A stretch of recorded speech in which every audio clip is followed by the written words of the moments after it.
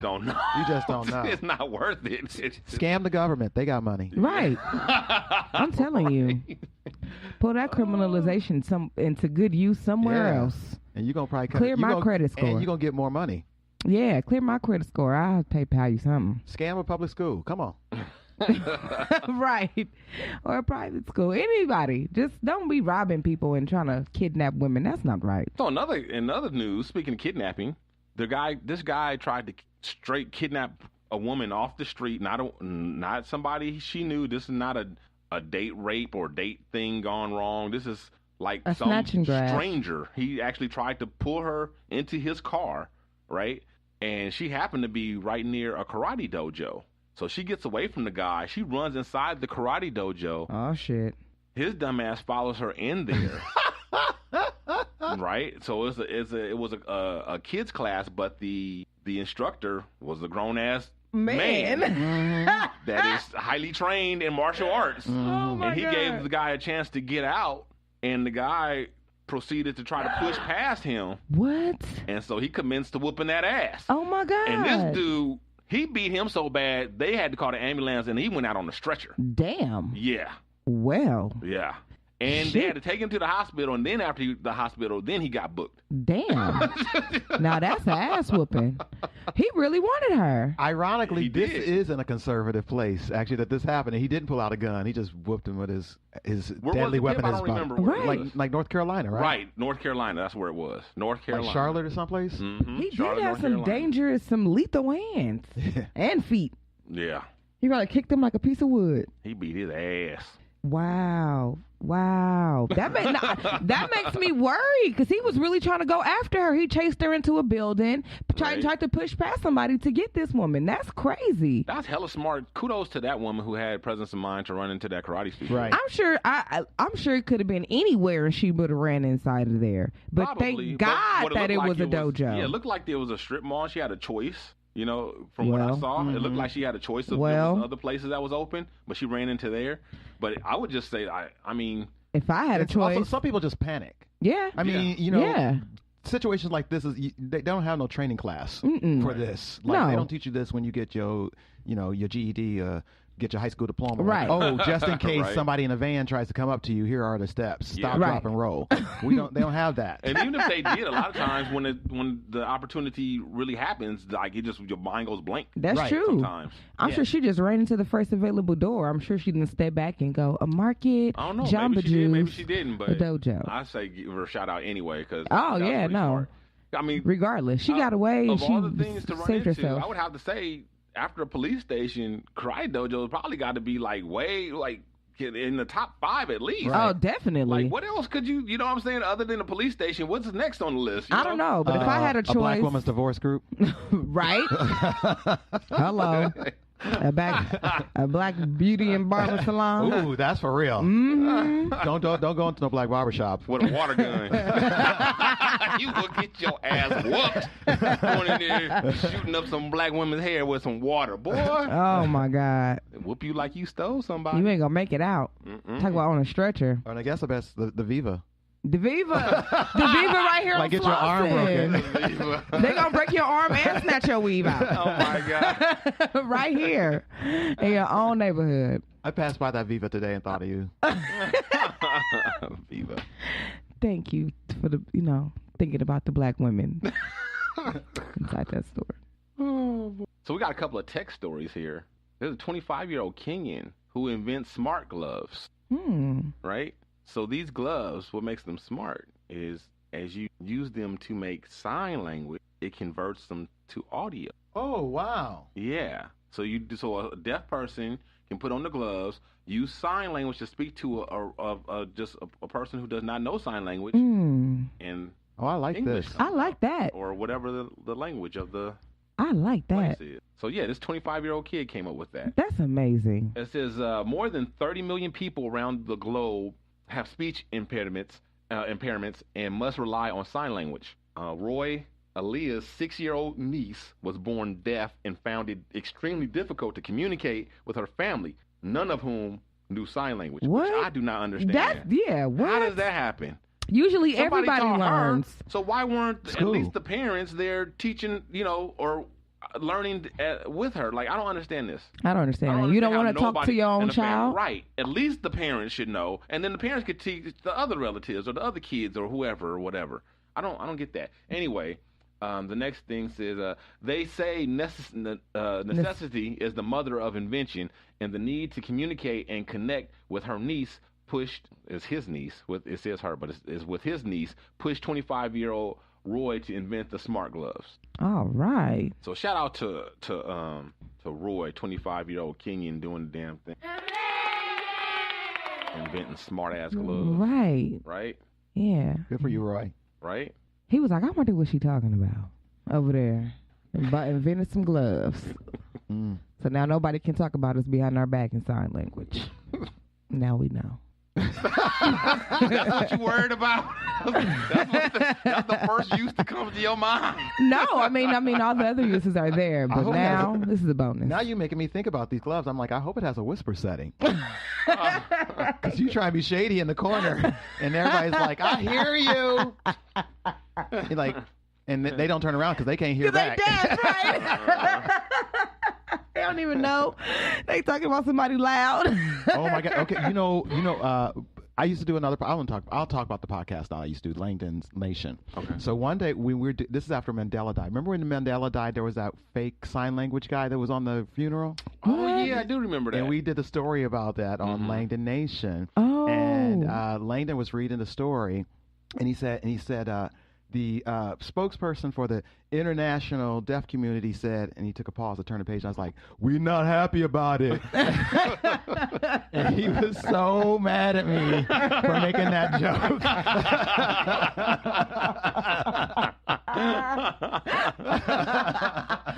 Oh, my God, Pip. We're not happy about it. You a comedy genius. I thought it was a good joke. I thought I gave the deaf person status, the upper hand. I wasn't making fun of them. I wasn't on nobody's funeral pretend like I knew sign language. Right. Now, that's disrespectful. That is disrespectful. Man. I don't know why that shit is so funny to me, though.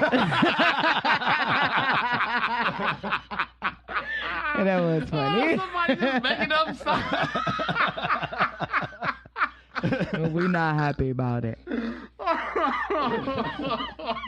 Y'all ain't right. He probably was like somebody who worked in the government and South Africa's brother, and he needed something to do. He wanted to be part of the funeral. Dared him. Somebody dared him? Somebody dared him. And he was on one.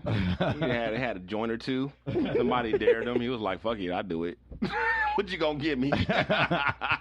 He was really throwing up gang signs. South African gang. African gang signs. He was representing the turf. Oh my God, I cannot with y'all today. So Airlander has the world's largest aircraft. How large is it? It's 302 feet. Oh. That's 60 wide? feet. That's long. Oh. I was like, that is big. Yeah. That's 60 feet longer than the next largest aircraft, which is an airplane. Now, this is not an airplane. It is actually, they call it an aircraft because it's multiple different types of aircrafts. It's part blimp. As a matter of fact, if you look at it, it looks like a pimped out, slick, modern blimp. It's all white and looks dope, right? Ooh.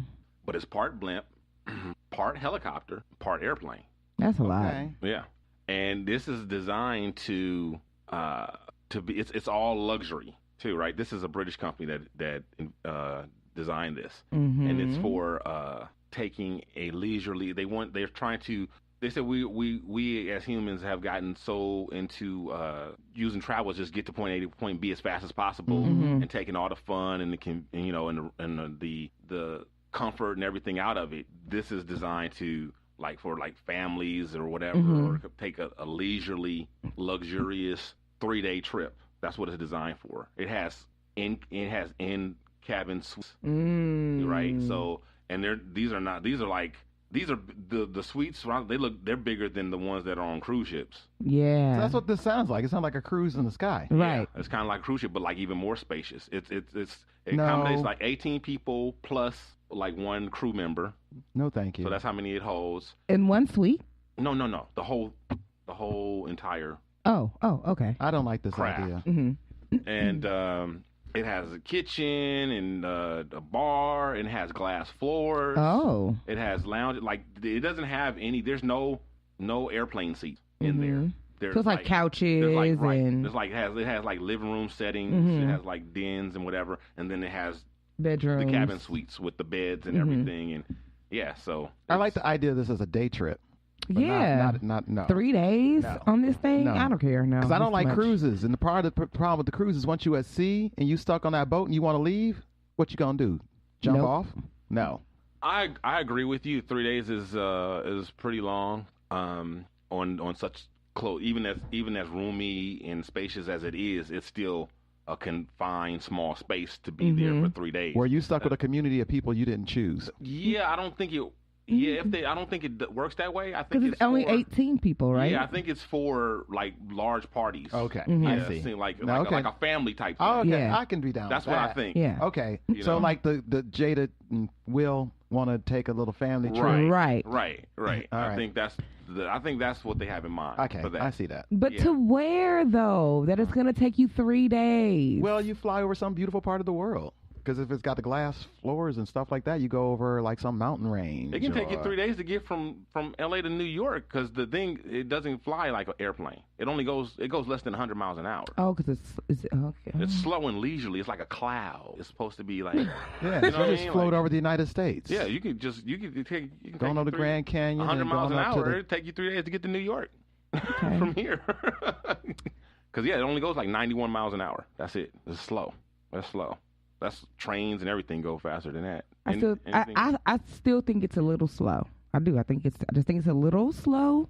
Like, because compared to a typical airplane ride, what you get to New York, even with connections and transfers, it can take you about a day, right? At the most. So I think that, 2 days on this aircraft vessel would be cool. 3 days is just to go to New York is a lot. Now, I think like 3 days if you're going to go to China or, somewhere far, then 3 days is understandable. But just to go to New York, that's a long time, 3 In days. 1986, my father sent me on a bus, a Greyhound bus, with my 2 younger brothers from Peoria to L.A. Well, see, also too. But that's not luxury. The thing is, Right. you're thinking of like it as transportation, and Right. that's what they don't want you to think of it as. that's true. It's the experience. Right. You're not. Okay. It's not. Oh, I'm using this to get to New York. No, that's to get on a regular plane if that's what you're trying to do. But it's like, no, come up here and have like a 3-day vacation, and when you get out of your 3-day vacation, you're in New York. You know what I mean? It's not like, oh, we're using this to get to New York. It's like, oh no, this is 3 days is the of luxury. vacation. Yeah. Right. This Okay. this is the experience. Right. Okay. Glass bottom. You Right. can see, the countryside as you go over at a slow enough pace because in the plane, you can't, first of all, you're too high. Right. This is only 16,000 feet. So if you got some binoculars, you probably could see some good stuff. You know what I mean? And it's going slow enough where you can recognize things. I mean, Okay. I'm just, I get it. I You get know. it. I get mean, it. And No, I also, see when it. I I worked on the envision cruise it. ship, there were people that were like, "Oh, I wanted to go to Europe, but I wanted to take a ship." It took a week to get there. Yeah. But that's part of what I wanted to do. right. And like, because you could take a plane there, but like, I don't really care about flying to Copenhagen. I want the experience of being out at sea for a week Exactly. in luxury and somebody making my bed and yada yada yada, and that's the vacation. Right. So that's a thing. It's done 6. It's done 6 test voyages so far. It's going to have to do over 200 hours before it's it can be considered safe for the public to 200 hours. over 200. That ain't enough. Okay, well you take that up with the FAA.